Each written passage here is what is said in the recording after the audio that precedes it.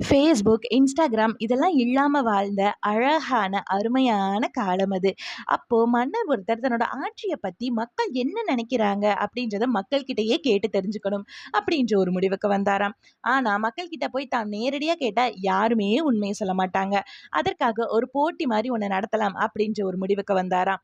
அவரு ஒரு அறிவிப்பையும் அதற்காக வெளியிடுறாரு. என்ன அப்படின்னா, தன்னோட ஆட்சியில மக்களாகிய நீங்கள் என்ன நிறை, குறைகள வந்து நெனைக்கிறீங்க அப்படின்றத பத்தி என்கிட்ட வந்து நின்னு என் முன்னாடி நேருக்கு நேர் நீங்க சொல்லணும். அப்படி யார் உண்மைய சொல்றீங்களோ, அவங்களுக்கு சிறந்த பரிசு ஒண்ணு இருக்கு. ஆனா, அதே நேரம் நீங்க சொல்றது பொய் அப்படின்னு எனக்கு தெரிஞ்சதுன்னா, கடுமையான தண்டனையும் இருக்கு அப்படின்னு சொல்லிட்டு, ஒரு அறிவிப்பு ஒண்ண வெளியிட்டர்றாரு. அத கேட்ட மக்கள் எல்லாருமே, மன்னரோட ஆட்சியில நெறைய நெறைய நல்ல விஷயங்கள் மன்னர் தங்களுக்காக செஞ்சுகிட்டு இருந்தாலும், ஒரு சில குறைகளும் இருக்கு.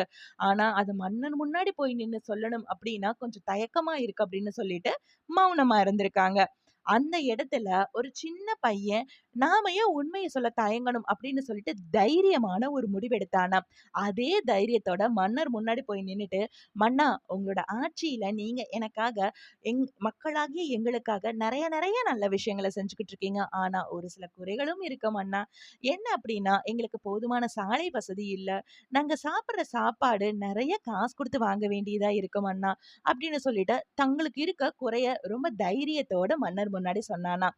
அத கேட்ட மன்னர் தான் என்ன குறை வச்சிருக்கோம் மக்களுக்கு அப்படின்னு சொல்லிட்டு உணர்ந்தாராம். அது மட்டும் இல்லாம அந்த விஷயத்த ரொம்ப தைரியத்தோட மன்னர்கிட்ட வந்து சொன்னாலயா அந்த பையன், அந்த பையனோட தைரியத்த பாராட்டி சிறந்த பரிசையும், அரண்மனையில அவனுக்கு ஒரு சிறந்த வேலையையும் போட்டு குடுத்தாராம்.